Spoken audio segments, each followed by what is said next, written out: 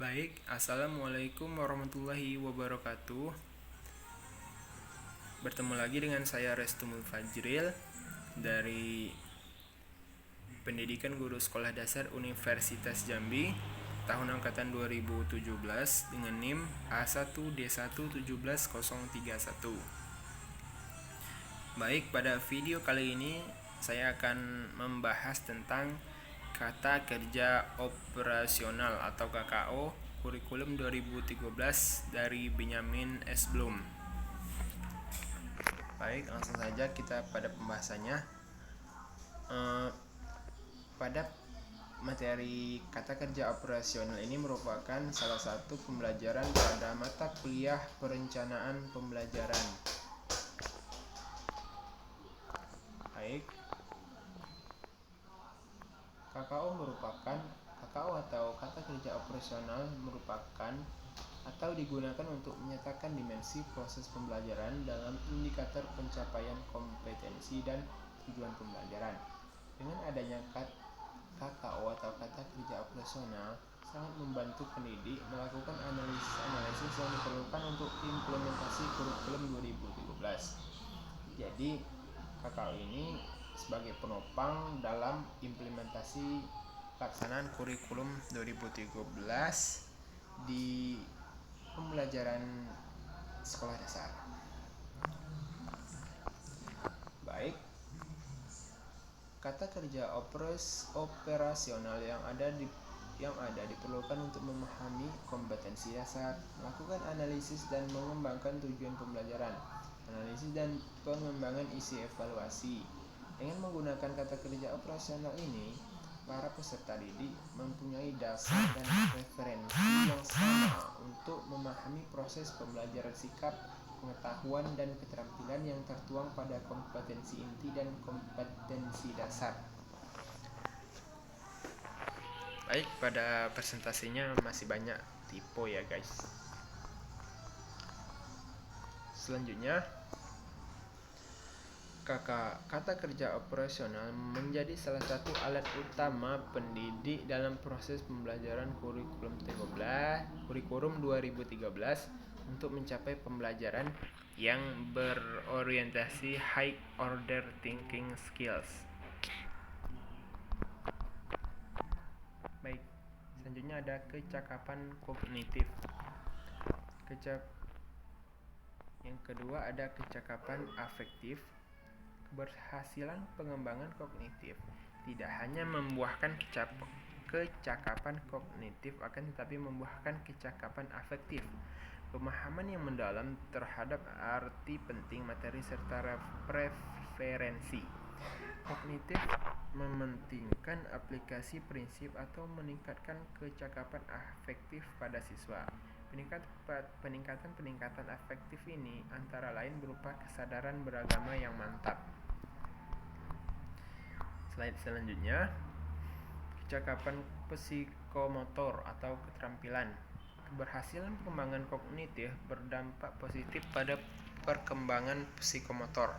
Kecakapan psikomotor adalah segala amal jasmaniah yang konkret dan mudah diamati baik kuantitasnya maupun kualitasnya. Kecakapan psikomotor merupakan manifestasi kawasan pengetahuan dan kesadaran serta sikap mentalnya. Jadi antara kecakapan kognitif, afektif dan psikomotor tersebut saling berketergantungan dan saling melengkapi ya, gitu. Baik, pada kata kerja operasional yang pertama kita bahas pada ranah afektif. Untuk A1-nya yaitu menerima. Misalnya di sini suatu kesadaran, kemauan, perhatian, mengakui. Misalnya perbedaan atau kepentingan. Yang kedua merespon, mematuhi misalnya peraturan, tuntutan pemerintah, berperan aktif misalnya di laboratorium, dalam diskusi, dalam kelompok, dalam organisasi maupun dalam kegiatan-kegiatan seperti ekskul, pramuka atau PMR di sekolah dasar. Yang A3-nya yaitu menghargai, yaitu menerima suatu nilai, menyukai, menyepakati. Menghargai misal karya seni, sumbangan ilmu, pendapat, gagasan, dan saran. Selanjutnya, empatnya mengorganisasikan, yaitu membentuk sistem nilai, menangkap relasi antar nilai, bertanggung jawab, dan mengintegrasikan nilai. Selanjutnya, karakterisasi menurut nilai, menunjukkan misalnya kepercayaan diri, disiplin pribadi, kesadaran moral, mempertimbangkan dan melibatkan diri. Baik, teman-teman sekalian, itu tadi untuk kata kerja operasional pada ranah afektif. Selanjutnya kita memasuki ranah psikomotor atau aspek keterampilan. Yang tadi afektif adalah aspek sikap. Baik, untuk P1 atau psikomotor 1 yaitu meniru.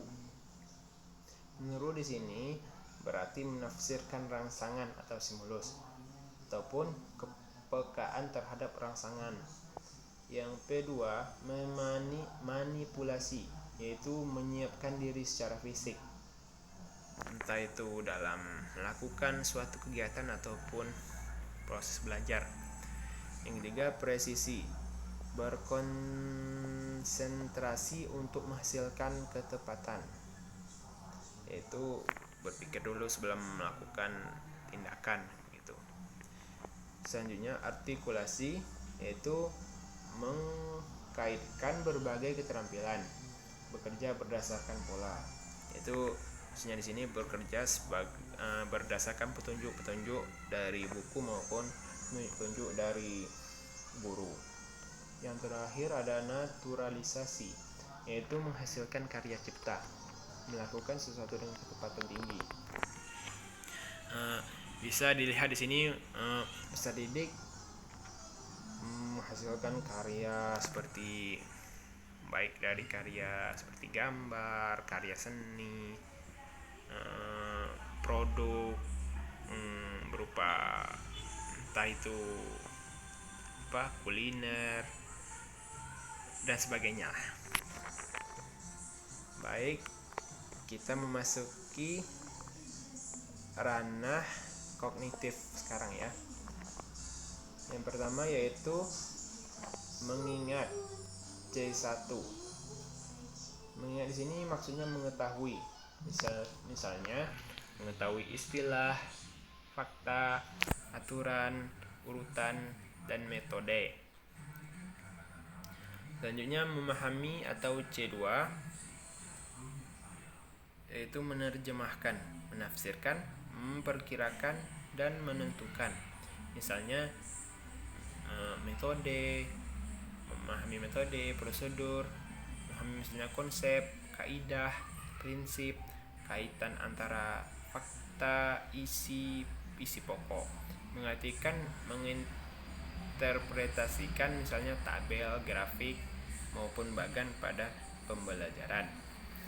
Selanjutnya menerapkan, C3, yaitu memecahkan masalah, membuat bagan atau grafik menggunakan misalnya metode, prosedur, konsep, kaidah maupun prinsip.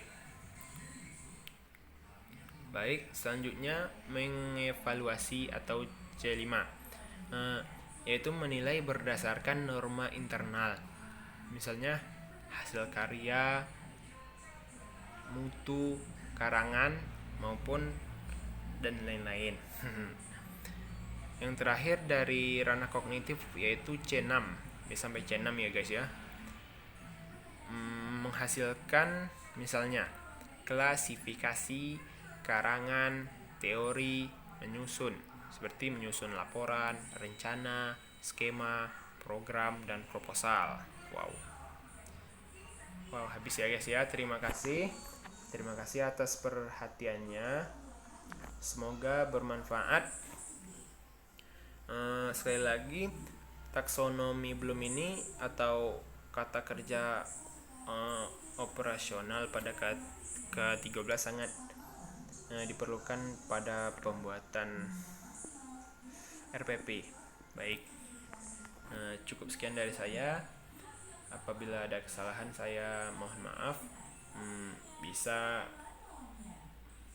Anda penonton kritik, saran bisa ditinggalkan di kolom komentar. Saya akhiri. Wassalamualaikum warahmatullahi wabarakatuh.